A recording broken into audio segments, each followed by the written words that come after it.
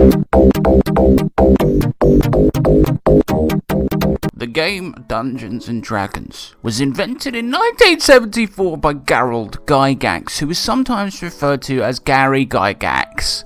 One day when he was a child, his mum and him had an argument because Gerald wanted to invent role-playing games, and his mum is telling him go to school and become a lawyer actually.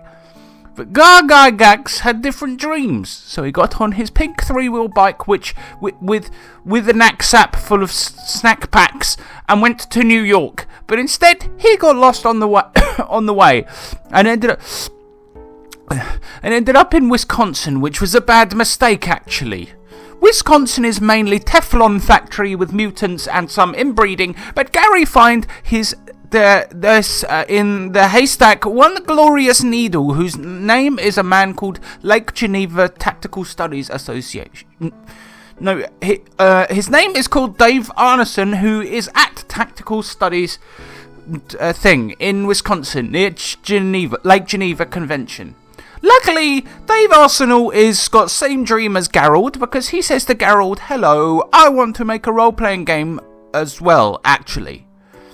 Gary says, "Can you read my mind?" Dave Arneson says, "No." Gary says, "How did you know that I am homosexual?" Dave says, "I never said that." And on that day, Dungeons & Dragons is born. Originally, it was called Chainmail, but that chain failed because Gary dropped every copy of the game into Lake Geneva after Dave Arsenal left a banana peel by the side of it and Gygax fell in the water. But then, it was Dave Arneson's daughter that saved the day because he tell her that Chainmail fell in the water and she say, "Why not do one and another one and call it Dungeons & Dragons?" And Dave Arneson tell her, "Okay, thank you, actually." And on that day, Dungeons & Dragons is born. Originally, it was called Chainmail, but that chain failed. I've done this bit. When first edition of Dungeons & Dragons was released, this made Gerald Gygax an international superstar, and then he went to dinner with Elon Musk and Guy Fieri and other celebrities at the time of 1971, or whenever the game was released. But then the company of TSR, which is publishing name of the company that Dave and Ernest started, went bankrupt.